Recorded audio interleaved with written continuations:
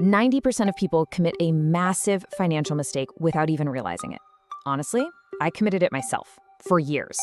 I actually felt like I was being super responsible with my money, but in reality, I was doing exactly what was keeping me completely trapped. Back in my 20s and early 30s, I was pulling in a decent paycheck, but my expenses, they matched my income perfectly. Why? Because I was completely confusing price with value. I was spending heavily just to look wealthy. You know the drill. The car, the clothes, the nice apartment. I really thought I was building a life, but man, I was actually just building a massive bill. And that right there perfectly illustrates a really profound psychological trap. Morgan Housel points this out in The Psychology of Money. He says, wealth is what you don't see. Think about it.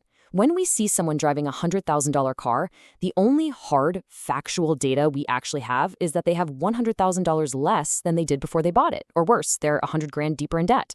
We constantly rely on external appearances, and it totally skews our understanding of what actual financial independence looks like. So, to fix these blind spots, here is our roadmap for this explainer. We're going to cover the trap of looking rich, making your money work for you, paying yourself first, escaping the rat race, educating yourself before you invest, and finally, how to stay in the game. Let's dismantle these invisible traps that keep smart, young professionals stuck in a cycle of financial stress. All right, Section 1, the trap of looking rich and why exactly we buy what we don't need. This brings up a pretty burn-in question.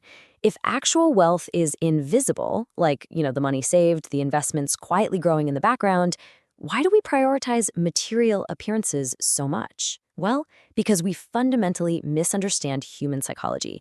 We buy luxury items seeking respect and admiration, but Housel points out a really harsh truth here. People don't actually admire you. They admire the car, and they imagine themselves in it.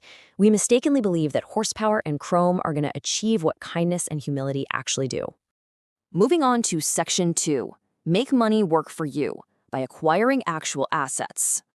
So, what do the genuinely wealthy actually do differently with their income? It all comes down to Robert Kiyosaki's golden rule from Rich Dad, Poor Dad. The rich acquire true assets. Meanwhile, the poor and the middle class acquire liabilities, but they mistakenly believe they're assets. Take that big house with a massive mortgage, for example. It feels like an asset, right? But it's literally pulling money out of your pocket every single month. Okay, so the absolutely crucial point here is this absurdly simple definition. An asset puts money in your pocket. A liability takes money out of your pocket. Exactly. It's almost comical how simple it is, yet it's so widely misunderstood. Most financial professionals will sit there and argue over complex definitions, but if you just use this basic framework, your whole financial perspective shifts. Basically, if you want to be wealthy, you just need to spend your life buying assets. That's it. And to acquire those assets, you really need to understand the 3 types of income: earned, passive, and portfolio. Look, most people are taught to just chase earned income from a standard job. But as T. Harv Eker points out in Secrets of the Millionaire Mind, rich people focus on their net worth and their passive income, not just their working income. It's all about identity and habits, like James Clear teaches in Atomic Habits. True financial intelligence is building the identity-based habit of continuously converting your earned salary into passive cash flow. Section 3. Always pay yourself first. The discipline of wealth. Because, let's be real, you can't convert your income if you have absolutely nothing left at the end of the month. It is mathematically impossible to build assets if you spend everything and just cross your fingers, hoping to save whatever's left over. And that's exactly why pay yourself first is the ultimate rule from George S. Clason's The Richest Man in Babylon. In our highly consumer-driven world, it is incredibly easy to just let money flow out through the path of least resistance. If you don't secure your own asset column first, like before paying your bills or buying luxuries, you are never going to build wealth. Which leads us to Section 4, escaping the rat race and breaking that cycle once and for all. So, why do so many highly educated, really smart people get stuck in this endless cycle where they earn more yet somehow feel broker? It's because of the rat race. You see, it's an emotional trap, not just a financial one. The fear of not having money motivates us to wake up and work hard. But then, getting that paycheck triggers anxiety and this massive desire for what money can buy. So we spend it, and the cycle just repeats. Your expenses rise to perfectly match your income, no matter how high your salary goes. And this completely normalizes consumer debt and what I like to call the 30-year mindset. People trap themselves by constantly taking on new 30-year mortgages or upgrading their car loans every 3 or 4 years. They never actually own anything. They're just continually refinancing their liabilities and letting compound interest work against them instead of for them. Section 5. Educate before you invest. Overcoming financial fear. I hear so many people say, oh, investing is way too risky, so they just avoid it entirely.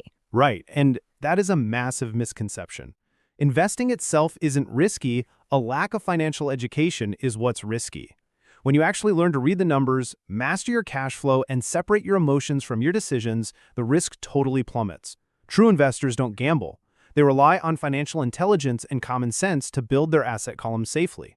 So if the overarching goal is to build that asset column and finally escape the rat race, how do you actually measure success? I want to challenge everyone watching this explainer to completely redefine wealth. How do you know when you are actually wealthy? Because, spoiler alert, it's not about having a high salary. I absolutely love this definition from Buckminster Fuller. Wealth is a person's capacity to survive a certain number of days if they stop working today. Think about that. It proves that money isn't just about buying stuff. It's ultimately a tool to control your time. The highest dividend money pays is the ability to wake up and say, I can do whatever I want today. And finally, Section 6, staying in the game and reversing your mistakes. All right, here's the absolute best news of this entire explainer. Literally none of these mistakes are permanent. You can reverse them. The very first step is just having the self-awareness to recognize that you're making them. Exactly. And as you evaluate your past, remember Morgan Housel's words, no one is crazy. Every single financial decision makes sense to a person in that exact moment based on their unique, albeit sometimes flawed life experiences. So practice some empathy with yourself. Don't beat yourself up over past depths. Just learn the lesson, adjust your mental model, and move forward. Because ultimately, the most important financial behavior isn't about how much you earn or having the highest IQ in the room. It is simply about how long you can stay in the game without giving up. Consistency, patience, and longevity will be raw intelligence every single time in the world of investing. All right, let's recap quickly. We talked about working for money instead of making it work for you, not paying yourself first, spending just to look rich, normalizing consumer debt, and letting fear stop you from investing. Now, I want to know, which of these 5 traps resonated the most with you? Which one do you think is the absolute most common? Drop it in the comments. I'd love to read them and respond. And hey, if this explainer was helpful, share it with someone who needs to hear it today. Sometimes a quick explainer can shift a perspective that literally changes a life. Thank you so much for hanging out with us. Until next time, keep learning.